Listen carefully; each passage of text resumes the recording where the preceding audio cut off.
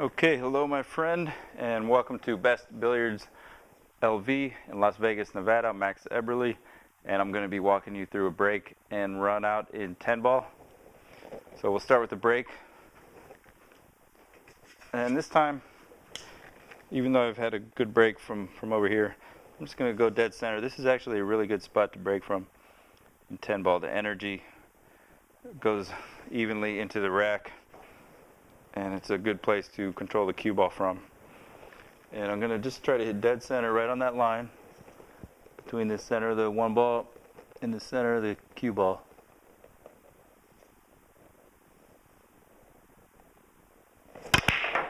Okay, that's the main danger with that break. You got to hit dead center. So let's try again, because I know I can do better than that. But it's good that you see that.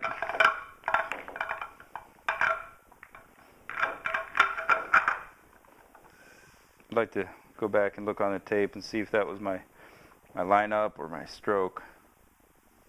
That's one of the benefits of filming yourself. You can kind of go back and watch, see what you did. But you can see the importance of accuracy here. So that's the biggest momentum changer in pool, is the scratch on the break. Okay, so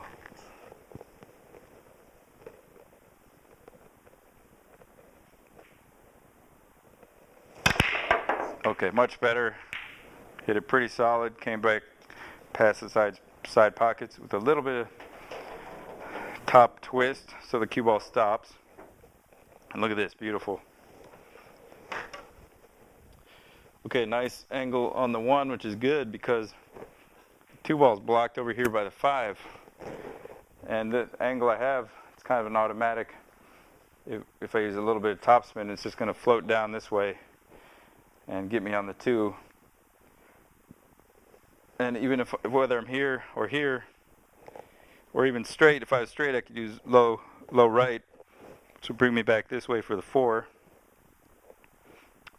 If I'm over here, I can just pull out. If I'm over here, I can come off the rail. So it's hard to mess up here to get from the 2 to the 4. And the 5 is right here, feeds right into the 6, 7, 8, 9. This is pretty much a hanger out, but you don't want to treat anything lightly, so just go about your business as usual. And what I'm going to do is I'm going to float over here, come off the rail, try to be a little bit below that 2.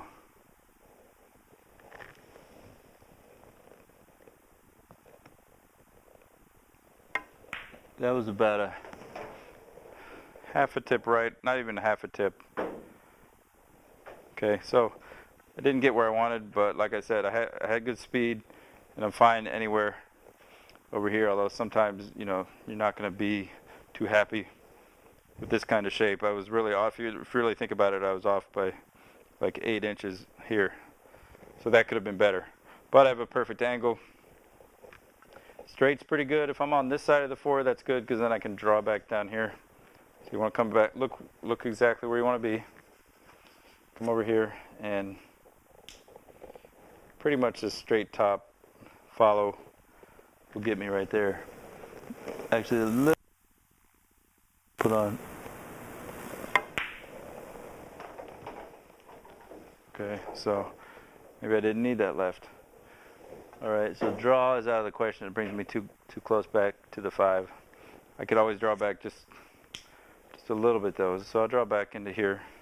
I'm still good on the 5.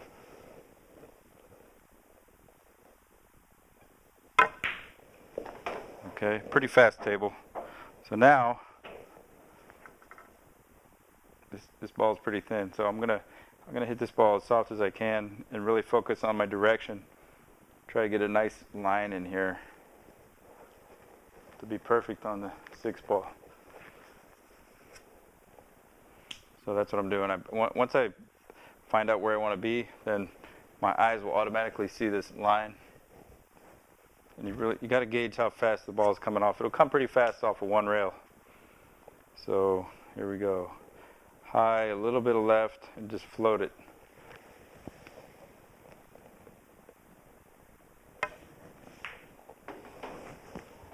Okay, that's looking pretty good.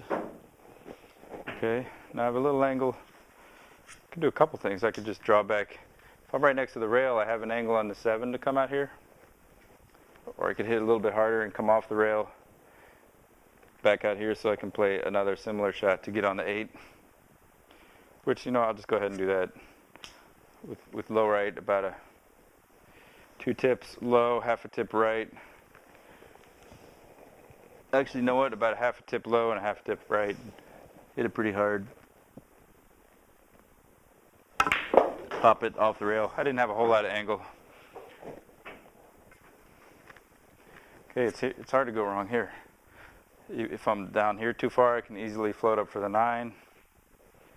But I'm going to try to get straight in so I can just keep my cue ball movement to a minimum and draw back for the 9. So low right, pull out to here, 1 rail.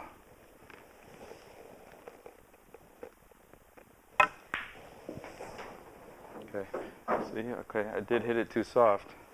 Now this is interesting though, because I'm kind of in between. I could just draw it. It's going to come out longer than I wanted. Or I could go down to the end rail, 1 rail out here for the 9, or I could go 2 rails like this out for the 9, which that's pretty much the best option. So I don't want to come anywhere near the side pocket. So I'm going to pick my spots on the rail. I want to hit right about in here, spin over to here, and then back out here for an angle on the 9. And it's just going to be about a tip low and a tip right.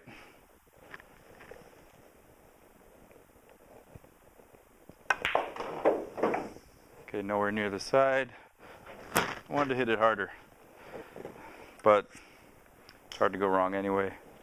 I'm going to just draw it right back to where it is.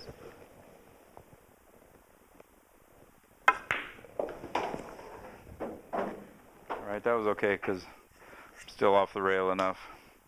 Here, just pocket the 10 and hit it pretty hard so I don't want it to roll off.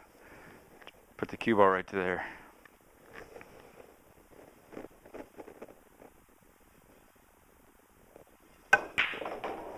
Okay, so I went a little further than I wanted because I hit the 10 to that side of the pocket.